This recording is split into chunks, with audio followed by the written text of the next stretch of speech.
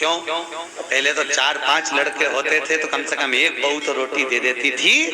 आज के जमाने में तो ले देखे एक, और वो भी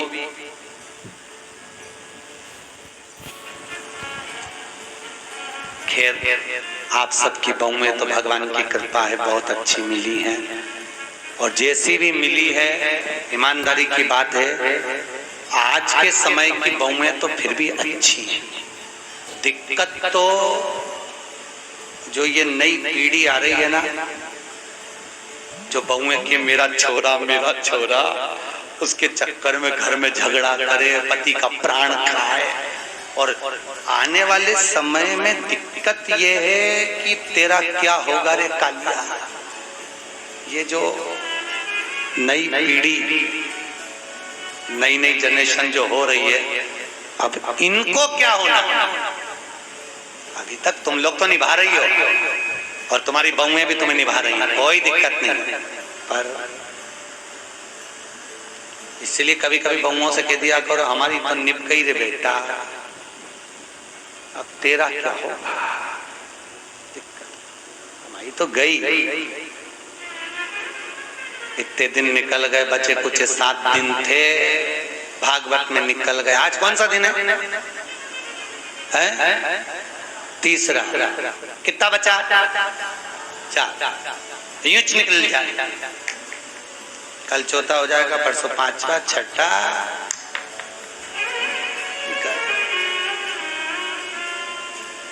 अब कई करे तो तुम तो कभी कभी बहुओं को कह दिया करो हमारी तो निकली गई, बचपन गवा दिया, जवानी निकल गई, शरीर बुढ़ापा आ गया, 2 रोटी खाएंगे, कहीं पे भी पड़े रहेंगे, राम गुण गाएंगे, कोई भी दे देगा री बेटा। पर दिक्कत तो आजकल के बच्चे इतने प्रश्न करते हैं, और प्रश्न माँ से नहीं करते जितने दादी से करते हैं। सबसे ज्यादा प्राण खाए औलाद दादी की। एक बच्चा दादी के पास आके बोला दादी दादी, दादी बोली हाँ। एक बार तो टे बोलना, टे। दादी बोली ये टे क्या होता है रे? नहीं दादी तू बोल मुंह से टे, ऐसा बोल दे बस। दादी बोली नहीं बोलूं, पहले बता क्यों बुलवा रहा है। दादी तू बोल तो सही, टे नहीं बोलूं, पहले बता क्यों बुलवा रहा है। दादी ने 5 रुपए दिए, ले टॉफी खा लेना, अब बता मुझसे टे क्यों बुलवा रहा है। दादी कल मम्मी पापा पलंग पे बैठ के बात कर रहे थे, जब अम्मा टे बोल जाएगी तो सारी जायदाद अपनी हो जाएगी, सारी जायदाद। तो तुम ध्यान रखना रे हो इंदौर वालों, टे मत बोलना भूल से। बच्चे इतना प्रश्न करें। एक छोटा बच्चा अपनी दादी की गोद में आकर बैठ गया, बोला दादी दादी। दादी बोली हाँ। आज वो पड़ोसी है ना लल्लू, हाँ, उसके यहाँ पे बूंदी का रायता बना, बूंदी बनी, सेव बना, पूड़ी बनी, सब्जी बनी चना की। दादी बोली वो तो बने गई, क्योंकि उसकी दादी मर गई तो 12वें का भोजन बना है। इतने में बच्चा बोला दादी अपने यहाँ कब बनेगा। दादी ने एक धर के दिया। अच्छा बच्चे भी बहुत प्राण खाए तो दादियों के खाए, क्योंकि दादियों को ज्यादा शौक था। बेचारी बहू छोरा छोरी नहीं देवे तो दादी के एक तो कल्लोरी में पाल लूंगी, मैं बेटी हूँ, मैं हूं ना संभाल लूंगी, मैं हूं ना संभाल लूंगी, मैं हूं ना संभाल लूंगी। अच्छा इनको ना जाने क्या शौक भगवान। दिन भर अब छोरा बहू का छोरा छोरी हो गया ना, अभी भी आशा लगा के बैठी है बस बहू क्या छोरा हुआ, मेरे पोते का ब्याह हो जाए, पोता बहू आ जाए, बस मैं सोना की सीढ़ी चढ़ जाऊं। बताओ सुखदेव आश्रम की 4 सीढ़ी चढ़ते नहीं बन रही, सोना की सीढ़ी चढ़ने चली गई। यहाँ पे तो हापड़ी भरा रही है सोना की चढ़। और औलाद भी ऐसी, पर पोता भी हो गया तो सोने की सीढ़ी जब दादियों की चढ़ाएं, कई जगह हमको बुलाएं देखने के लिए, गुरुजी आओ हमारी अम्मा सोने की सीढ़ी चढ़ रही, तो इतनी सी सोने की सीढ़ी बनवाए, इतनी सी सीढ़ी चढ़ जाए, वो सीढ़ी मुड़ जाए पर अम्मा नहीं चढ़े।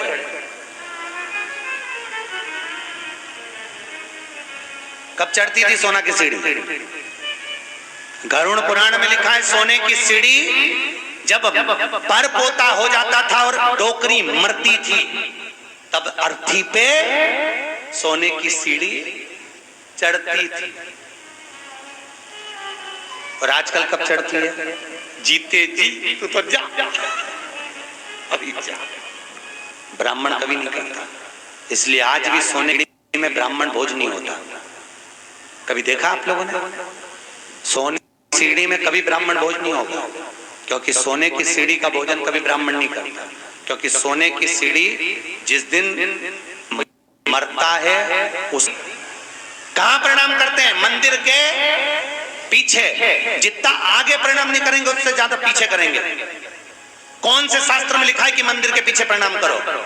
कौन से पुराण में लिखा है कि मंदिर के पीछे प्रणाम करो? कहीं लिखा देखा? अरे बोलो तो सही, किसी शास्त्र में पढ़ा? ईमानदारी से बोलना। भगवान कृष्ण के पीछे दौड़कर चल रहा था कौन? काल्यावन। कथा आएगी आगे। जरासंध के साथ जब युद्ध हुआ था और ब्राह्मणों की सेना लेकर आया था काल्यावन, और भगवान युद्ध का मैदान छोड़कर भागे। नाम क्या पड़ गया था? रण छोड़ रहा है। तो ईमानदारी से बोलो, ब्राह्मणों की सेना देखकर भगवान भागे, भागकर आगे जाके पीछे जो काल्यावन आ रहा था क्या उसको मार नहीं सकते थे? अरे बोलो जम के, मार सकते थे ना? जब जरासंध को मार सकते हैं, आदिक को मरवा सकते हैं, तो काल्यावन को क्यों नहीं मारा मेरे द्वारकानाथ ने, मेरे द्वारकाधीश ने? क्यों नहीं मारा? क्योंकि भगवान कृष्ण को मालूम था ये काल्यावन ब्राह्मणों को इतना भोजन कराता है, इतना वस्त्र दान करता है कि सारे ब्राह्मणों का इसका मरना इतना सरल नहीं है। तो भगवान ने सोचा इसको मारने के लिए एक ही काम हो सकता है कि मुझे भागना पड़ेगा। मैं भागूंगा तो ये मेरी पीठ देखेगा, मेरे पीठ पर अधर्म का निवास होता है। जितना ये मेरी पीठ देखकर भागेगा उतना इसका धर्म नष्ट हो जाएगा, अधर्म बढ़ जाएगा, अधर्म बढ़ेगा, ये ऊपर आएगा और मर जाएगा। इसलिए भगवान भागे, अपनी पीठ दिखाकर भागे, और पीठ जितनी काल्यावन ने देखी, ऊपर जाते से मुचकुंद के नेत्र द्वारा जलकर भस्म हो गया।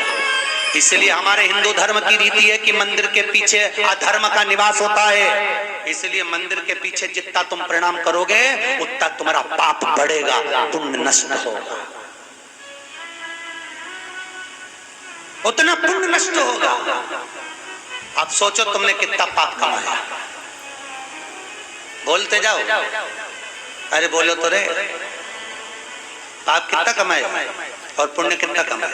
सामने लोग कम प्रणाम करते हैं। बस बेचारी ये परिक्रमा कर रही थी, थक गई, दीवार से टिक के खड़ी हो गई, तो दूसरी ने देखा पीछे प्रणाम करो तो कुछ मिलता होगा, दूसरी ने चालू करी, उसका देखे तीसरी ने चालू करी, तीसरे को देखे चौथी ने चालू करी, पूरा भारत की भूमि सब गंजी हो गई उसी के चक्कर में। सब ये कर्म पाने लगे सब। तो बेचारे वो तो कहीं कहीं के संत विद्वान थे, कहीं कहीं के महात्मा विद्वान थे, तो उन्होंने मंदिर के पीछे फोटो चिपका दिया भगवान का कि कम से कम इन्हें पाप तो नहीं लगेगा। तो फोटो चिपका दिया कि कम से कम आगे भगवान का भी दर्शन हो जाएगा। बेचारे संतों ने कृपा कर दी, पर तुम में अक्ल नहीं आई रे दादा, कहीं करे। और पूरे भारत की भूमि पे तुम कहीं पे भी घूम के देखना, जितने मंदिर मिलेंगे सब में पीछे लोग प्रणाम करते मिलेंगे। उनको समझाओ तो कोई समझे वे? अरे बोलो तो सही, क्या मालूम था कि अधर्म समाज पुण्य। ऐसी कई गलतियां हैं जो हम जीवन में करते रह रहे हैं, बहुत गलतियां करते हैं हम, बहुत।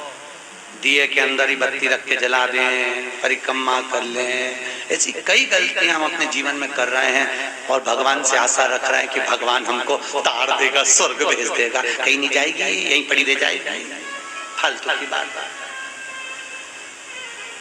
सुधारो।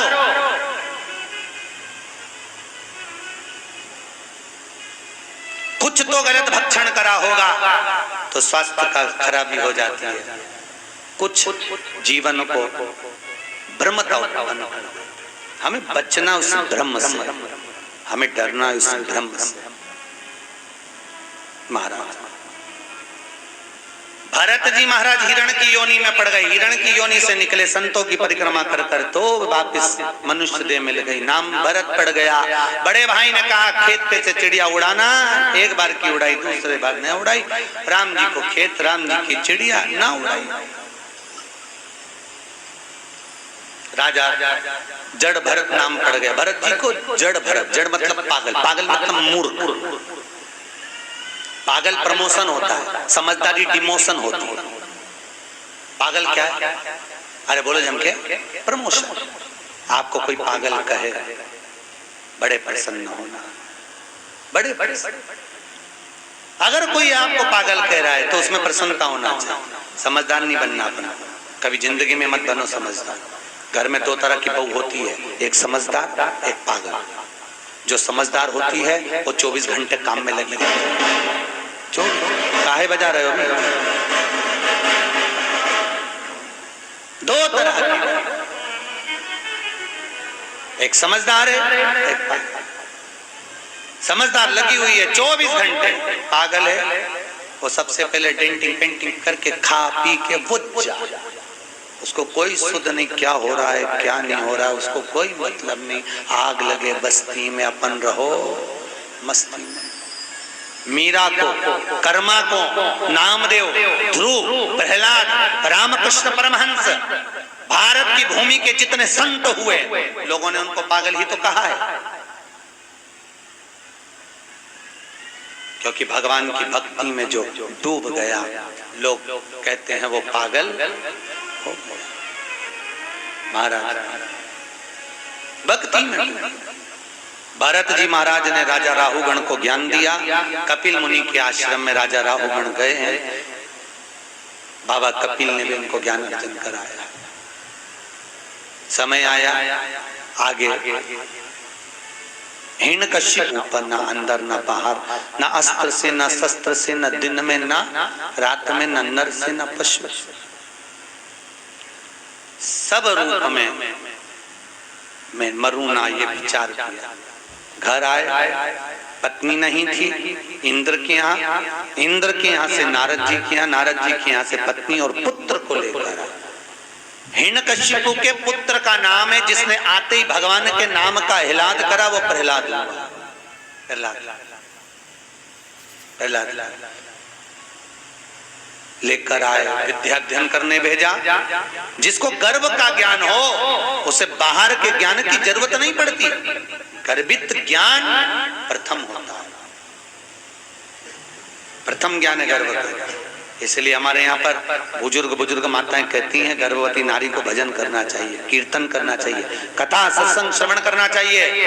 पर आज के जमाने में डॉक्टर कह देते बेड रेस्ट, पलंग पे पड़ी रहो, दिन भर टीवी देखती रहो, और दिन भर टीवी में ढिसुम ढिसुम, तो वो औलाद भी ऐसी पैदा होती है, दिन भर ये वो तोड़ती फिरती है। मिले रोते ही मिले तो औलाद भी ऐसी पैदा हुई है, 1 मिनट सकनी नहीं बैठे, 1 मिनट। कई बुजुर्ग माताओं को तो बहुत गुस्सा आ जाता है, कह देती है बहू हमारी भी 4 औलाद थी, खिला दो पिला दो पटक दो, आराम से खेलती रहे। ऐसी औलाद तुमने पैदा करी है, 2 मिनट चैन से नहीं रहते, 2 मिनट। कई माताएं महाराज हिरण्यकश्यप ने पूछा, जब हिरण्यकश्यप की बहन चली गई, समाप्त हो, पूछा कहाँ है तेरा भगवान? सर्वस्व खंबे में है, खंबे में भी है। गदा का प्रहार करा, खंबा टूट के नीचे गिरा, नरसिंह भगवान प्रकट हो गए। बोलो नरसिंह भगवान की। नरसिंह भगवान प्रकट हुए। शाम का समय था, पकड़ा, दहली पर ले गए। न नीचे मरे न ऊपर, जंघा पर मारा, न अंदर न बाहर, दहली पर। न अस्त्र से न शस्त्र से, नख से, न दिन में न रात में, शाम के समय, न नर से न पशु से, नरसिंह बनकर, ना ही 12 महीने में मरे, इसलिए एक अधिक कर, अधिक मास।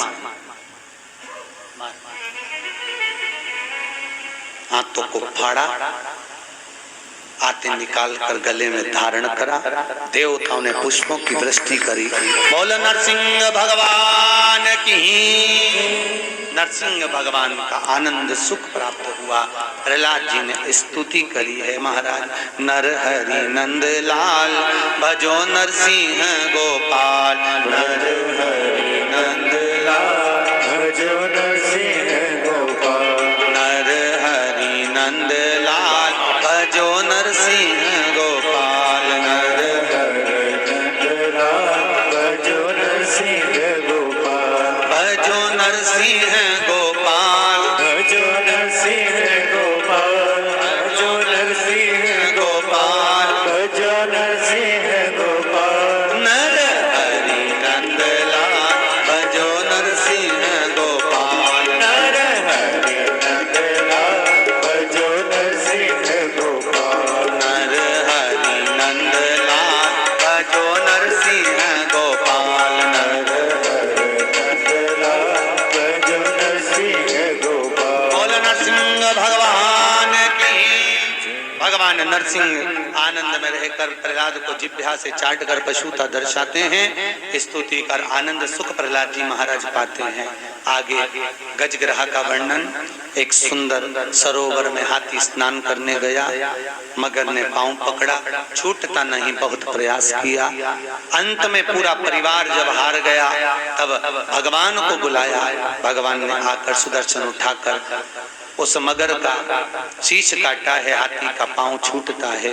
हो नाम का सुर भगवान का स्मरण कर कर जाता है। कोई नहीं आता, कोई। तो कहते हैं ना, जब कोई नहीं आता मेरा श्याम आता है।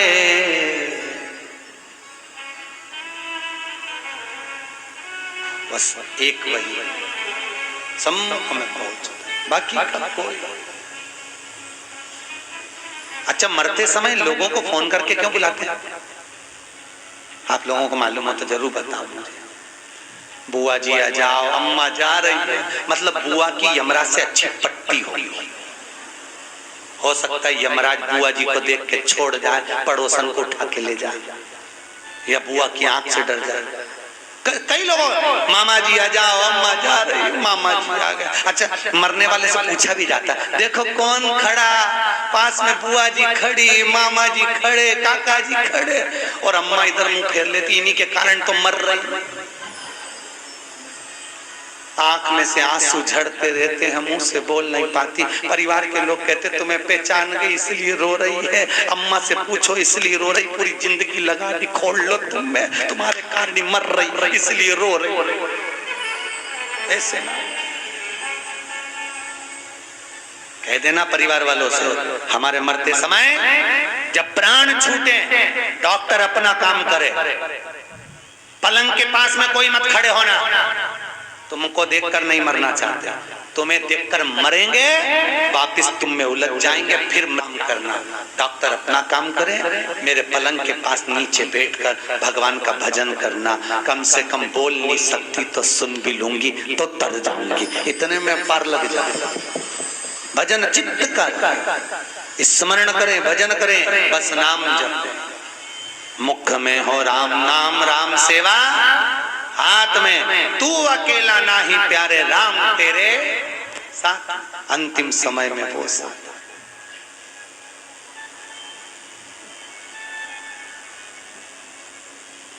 कहे हारे हारे हारे तुम्हारे के सहारे। हम दुनिया में जगत में हार जाए पर एक सहारा आपका है, आपका, आपके दिमाग कोई कौन होगा? महाराज बाक्य बिहारी, मेरा ठाकुर, मेरा लाडला, मेरा कृष्ण, मेरा गोपाला, मेरा कन्हैया, बस एक वही। हाथी का पांव छूटा, देवता राक्षसों ने मिलकर समुद्र का मंथन करा, सब कुछ निकला, रतन माणिक मोती सोना चांदी हीरा पन्ना गौ औषधि सब। फिर निकली लक्ष्मी, वो भी अमृत निकला, विष निकला, विष शिव जी को दिया अमृत, देवता ले जा रहे थे, राक्षसों ने छुड़ा लिया। आपस में भगवान ने मोहिनी बनकर अमृत बांट दिया।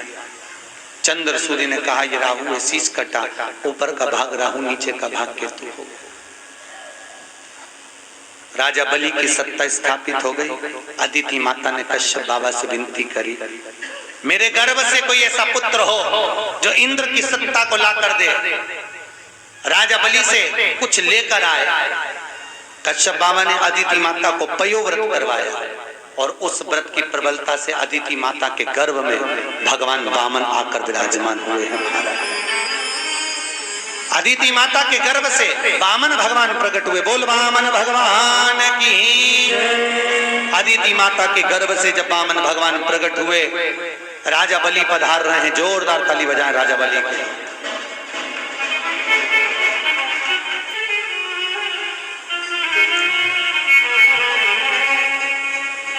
राजा बलि के दरवाजे पर वामन भगवान भिक्षा मांगने के लिए जा रहे हैं। 3 पग भूमि का दान मांगने के लिए जा रहे हैं। जोरदार ताली बजाएं, वामन भगवान पधार रहे हैं। तेरे द्वार खड़ा भगवान, भगत भर दे रे झोली, भगत भर दे रे झोली। तेरे द्वार खड़ा भगवान, भगत भर दे रे झोली, भगत भर दे रे झोली। तेरा होगा बड़ा एहसान कि युग युग तेरी रहेगी शान, भगत भर दे रे झोली हो, भगत भर दे रे झोली। तेरे द्वार खड़ा भगवान, भगत भर दे रे झोली। राजा बलि के दरवाजे पर वामन भगवान भिक्षा मांगने के लिए खड़े हुए। महाराज 3 पग भूमि का दान दे दीजिए। आवाज आई, राजा बाहर जाकर भिक्षा के लिए बोलते हैं, ब्राह्मण देवता आपको क्या दूं? 3 पग भूमि का दान चाहिए। महाराज 3 पग भूमि में तुम सही से सो नहीं सकते, बैठ नहीं सकते, करोगे क्या? महाराज आपका काम देने का, मेरा काम लेने का, आप दीजिए। और महाराज 3 पग भूमि के दान को देने के लिए आतुर वामन भगवान संकल्प लिए हैं राजा बलि से कि पृथ्वी नापी एक में, दूजे में आकाश, तीजा डग यहाँ कते लखे सबई असुर निराश। महाराज तीसरा पांव कहां रखे? वामन भगवान के सम्मुख में राजा बलि ने अपना मस्तक आगे करा। शीश झुकाते ही राजा बलि के मस्तक पर वामन भगवान ने अपना तीसरा चरण रखा। देवता पुष्पों की वृष्टि करे, गंधर्व गान करे, अप्सरा नृत्य करी, चारों तरफ सुख समाहित हुआ। बोल वामन भगवान की जय। वीडियो पसंद आई हो तो लाइक, शेयर, सब्सक्राइब करिए।